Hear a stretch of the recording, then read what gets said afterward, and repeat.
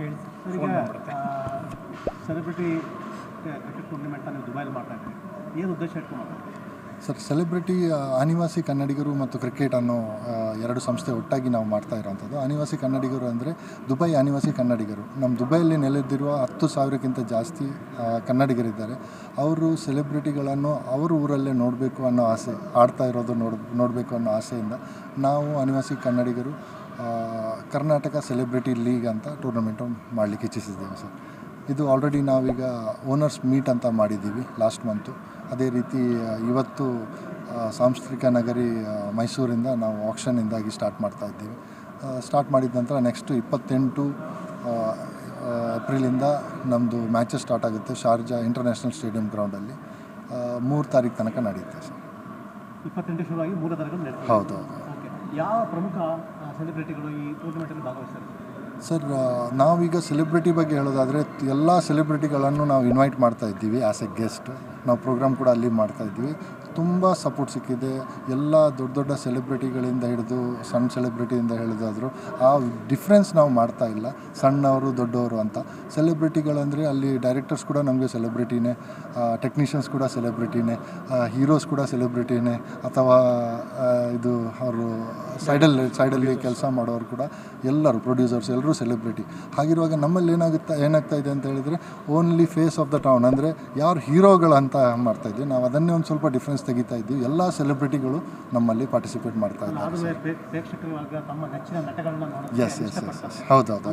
ಹೇಳಿ ಸರ್, ಇವರು ಯಾವ ನಟರು ಪ್ರಮುಖವಾಗಿ ಭಾಗವಹಿಸಬಹುದು? ಹೌದು ಹೇಳಿ. ಇದ್ದೇ ಇರ್ತಾರೆ. ಲೈಕ್ ಇವಾಗ ರಾಹುಲ್ ಇರ್ಬೋದು, ಮತ್ತು ಡಾರ್ಲಿಂಗ್ ಕೃಷ್ಣ ಅವ್ರು ಇರ್ಬೋದು, ದಿಗಂತ್ ಅವ್ರು ಇರ್ಬೋದು, ಮತ್ತು ನಮ್ಮ ಲೂಸ್ ಮಾಧವ್ ಯೋಗಿ ಇರ್ಬೋದು. ಸೊ ಹೀಗೆ ತುಂಬ ಜನ ಕ್ಯಾಪ್ಟನ್ಸ್ಗಳಾಗಿ ಸೆಲೆಬ್ರಿಟಿಗಳಾಗಿ ಪಾರ್ಟಿಸಿಪೇಟ್ ಮಾಡ್ತಾಯಿದ್ದಾರೆ. ಜೊತೆಗೆ ಜನಪ್ರಿಯ ಕಲಾವಿದರುಗಳನ್ನ ನಾವು ಇನ್ವೈಟ್ ಮಾಡ್ತಾಯಿದ್ದೀವಿ ಈ ಕಾರ್ಯಕ್ರಮಕ್ಕೋಸ್ಕರ, ಅಂದರೆ ಈ ಟೂರ್ನಮೆಂಟ್ಗೋಸ್ಕರ. ಅಲ್ಲಿ ದುಬೈಲಿ ಇರತಕ್ಕಂಥ ಕನ್ನಡಿಗರಿಗೆ ನೋಡಲಿಕ್ಕೆ ಒಂದು ಅವಕಾಶ ಸಿಗ್ತದೆ ಅಂದ್ಬಿಟ್ಟು ಅವರು ಇವರು ಅಂತಲ್ಲ, ಪ್ರಮುಖವಾಗಿರತಕ್ಕಂಥ ಜನಪ್ರಿಯರಾಗಿರ್ತಕ್ಕಂಥ ಕಲಾವಿದರುಗಳನ್ನ ನಾವು ಇದಕ್ಕೆ ಇನ್ವೈಟ್ ಮಾಡ್ತಾಯಿದ್ದೀವಿ.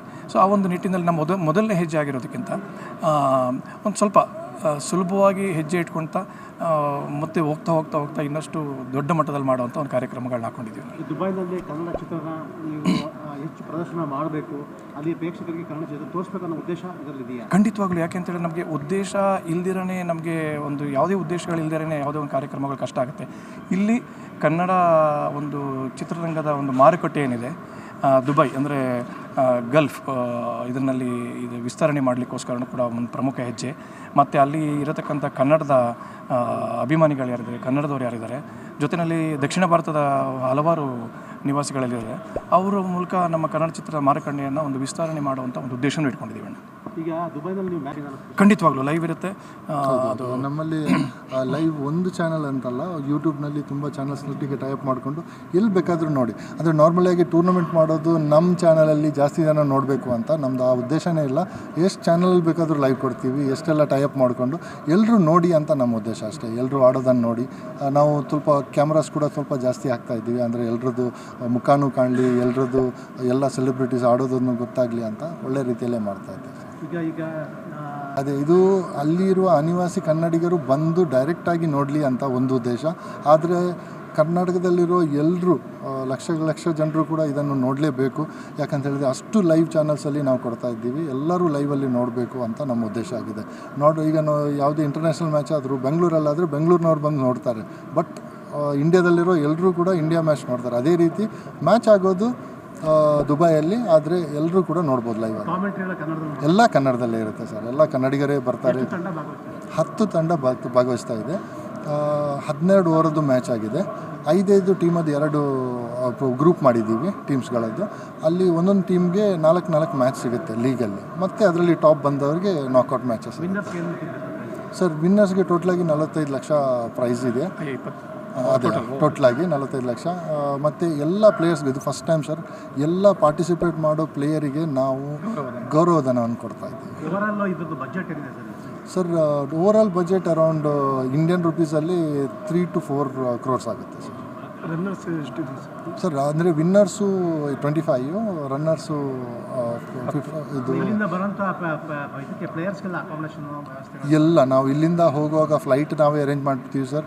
ಅದಾದ ನಂತರ ಅಕಾಮಿಡೇಷನ್ನು, ಫುಡ್ಡು, ಅಲ್ಲಿಂದ ಹೋಗುವ ಟ್ರಾನ್ಸ್ಪೋರ್ಟೇಷನ್ನು, ಬಸ್ಸು ಅದೆಲ್ಲ ನಾವೇ ಅರೇಂಜ್ ಮಾಡ್ತೀವಿ. ಟೂರ್ನಮೆಂಟ್ಗೆ ಎಂಟ್ರಿ ಫೀಸನ್ನು ಇಟ್ಟಿರುತ್ತೆ. ಹೌದು ಸರ್. ಎಂಟ್ರಿ ಫೀಸ್ ಅಂದರೆ ಟೀಮ್ ಓನರ್ಸ್ ತಗೊಳ್ಳೋರು ಹಣ ಕಟ್ತಾರೆ ಸರ್. ಅವ್ರಿಗೆ ನಮಗೆ ಮೇಯ್ನ್ ಆರ್ಗನೈಸರ್ ಥರ ಅವರಿಂದಾಗಿ ನಾವು ನಡೀತು. ಅದೇ ರೀತಿ ಸ್ಪಾನ್ಸರ್ಸ್ ಕೂಡ ತಗೊಳ್ತಾ ಇದ್ದೇವೆ ಸರ್.